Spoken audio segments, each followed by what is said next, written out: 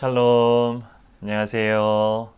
휴스턴 세미안 우리 믿음의 공동체 성도님들 오늘도 만나서 너무나 반갑습니다. 오늘도 하나님 말씀을 듣고 그리고 깨닫고 그 사랑의 깊이를 알아 살아내 가시는 저와 여러분이 되기를 함께 기도합니다.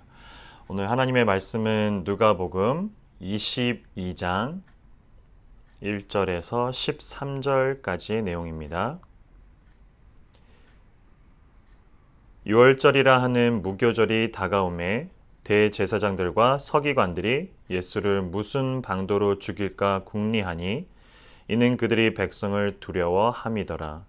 12 중에 하나인 가론인이라 부르는 유다에게 사탄이 들어가니 이에 유다가 대제사장들과 성정경비대장들에게 가서 예수를 넘겨줄 방도를 의논하매 그들이 기뻐하여 돈을 주기로 언약하는지라. 유다가 허락하고 예수를 무리가 없을 때 넘겨줄 기회를 찾더라. 유월절 양을 잡을 무교절 날이 이르는지라 예수께서 베드로와 요한을 보내시며 이르시되 가서 우리를 위하여 유월절을 준비하여 우리를 먹게 하라.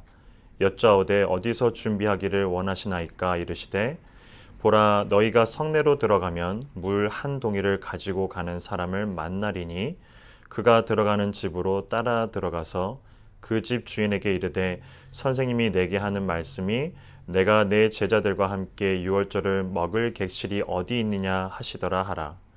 그리하면 그가 자리를 마련한 큰 다락방을 보이리니 거기서 준비하라 하시니 그들이 나가 그 하신 말씀대로 만나 유월절을 준비하니라. 아멘. 오늘 제가 읽었었던 본문 초반에 보면 제가 너무나 잘 알고 있는 유다의 배신, 배반이 나옵니다. 볼 때마다 참 놀라운 일인 것 같습니다. 예수님과 함께 했었던 그 모든 기적들과 모든 그 일들을 경험했었던 사람 중에 하나인 가룟 유다가 어떻게 예수님을 팔아 넘길 수 있을까? 어떻게 배신을 할 수 있을까? 놀랄 수밖에 없는 일인 것 같아요. 하지만 제가 오늘 초점을 두고 싶은 것은 이 유다의 배신 쪽이 아니라 이 배신을 아심에도 불구하고 그것을 충분히 아심에도 불구하고 유다에게 그렇게 행하라고 하시는 그것을 마련하시는 그것을 행하게끔 내버려 두시는 예수님의 마음에 초점을 좀 두고 싶습니다. 본질적으로 인간은 의존적입니다. 다른 말로 하자면 자신을 지킬 힘이 스스로에게 없습니다. 따라서 의존을 할 수밖에 없는 거죠. 다른 강한 무언가를 찾아서 혹은 누군가를 찾아서 그것을 기댑니다. 그래서 의존적이라도 하고 그런 의미에서 배신은 어떤 면에서는 당연한 부분일 수도 있습니다. 더 놀라운 사실들은 이 인간이 찾았다고 하는 자신에게 의존이 가능한 자신을 지켜줄 그 무언가가 결국에는 본질적으로 대답이 될 수 없다라는 것을 우리의 삶을 통해서 우리가 깨닫게 되는 부분 또한 놀라운 일이죠. 이러한 우리들에게 예수님이 자신의 일을 맡기신다라는 일은 가히 설명을 어떻게 해야 될지 잘 모르겠습니다. 우리에게 이 일을 하도록 맡기십니다. 그리고 우리와 관계를 맺으시는 거죠. 성경 다른 본문에 보면은 예수님과 이 제자의 관계를 통해서 우리와 예수님의 관계가 어떠한지 나옵니다. 요한복음을 한번 보겠습니다. 요한복음 15장입니다. 13절에 사람이 친구를 위하여 자기 목숨을 버리면 이보다 더 큰 사랑이 없나니 너희는 내가 명하는 대로 행하면 곧 나의 친구라. 이제부터는 너희를 종이라 하지 아니하리니 종은 주인이 하는 것을 알지 못함이라. 너희를 친구라 하였노니 내가 내 아버지께 들은 것을 다 너희에게 알게 하였음이라. 지금 예수님께서 제자들을 향해서 너와 내가 친구라라고 얘기하는데 그것을 먼저 이루신 것이 예수님입니다. 그리고 친구라고 말하는 이유들은 종이 아니라 이제는 하나님 아버지의 것을 다 알게 하기 위해서 친구라라고 이야기하십니다. 이 친구에는 가룟 유다도 포함이 되어 있습니다. 그가 배신할 것을 충분히 아심에도 불구하고 친구라라고 말씀하신다라는 겁니다. 그러니까 세상에서 말하고 있는 일반적인 친구의 의미는 예를 들면 내 도움이 필요할 때 혹은 내 필요에 의해서 내가 누군가를 도와주거나 그들의 필요에 의해서 나와의 관계를 맺는 것을 단순한 친구라고 한다면 지금 이 예수님이 요한복음 15장을 들어서 너와 나의 관계가 친구라고 말한다는 것은 가룟 유다의 배신도 포함되어 있다는 거죠.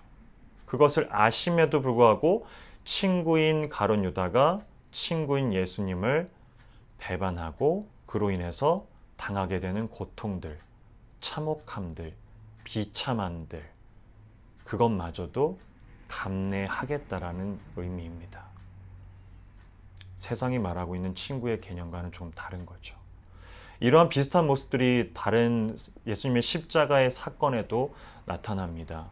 예수님께서 당나귀를 타고 예루살렘에 입성할 때만 해도 사람들이 예수님을 보면서 외칩니다. 호산나 호산나, 주 예수여 우리를 구원하소서. Save us. 하지만 며칠도 안 지나서 그들이 변심합니다. 예수를 죽여라. 그러지만 예수님께서 십자가 위에서 그런 그들을 향해서 하나님께 이렇게 아뢰입니다. 아버지여, 저들을 용서하여 주시옵소서. 저들은 저들이 하는 것을 알지 못하나이다. 참 예수님의 그 사랑의 깊이가 이 가운데 느껴지셔야 됩니다. 예수님께서 이미 그 가룟 유다의 그런 행적들을 다 아심에도 불구하고 친구라 말씀하시는 것. 그리고 호산나라고 자신을 향해서 경배하고 있는 그 사람들에게도 결국에는 그들이 변심하여 예수님을 못 박으라고 말하고 있음에도 불구하고 그들을 용서해달라고 말씀하시는 예수님의 그 마음, 그 사랑. 더 놀라운 사실들이 오늘 이 친구라 말씀하신 요한복음 후반절에 있습니다. 16절에 보면 너희가 나를 택한 것이 아니요 내가 너희를 택하여 세웠나니 이는 너희로 가서 열매를 맺게 하고 또 너희 열매가 항상 있게 하여. 즉 내가 너를 먼저, 우리가 먼저가 아니라 내가 너희를 먼저 친구라 말하겠다라고 이야기하시는 거예요. 우리가 먼저 찾아온 적이 많이 없습니다. 거의 없다고 보죠. 하지만 예수님께서, 하나님께서 그 사랑의 확증들을 보여주시고 감내하시고 그리고 품으신다라는 겁니다. 참 놀라울 수밖에 없습니다. 따라서 이 기독교가 말하고 있는, 이 성경이 말하고 있는, 그리고 예수님의 이 사랑의 마음은 세상이 말하고 있는 사랑과는 다를 수밖에 없습니다. 어느 정도 깊이인지도 모르겠지만 너무나 깊고 풍성하다 못해 넘쳐 흐르고 측량할 길 없는 그 넓이의 사랑들이 그 안에 다 내재되어 있는 겁니다.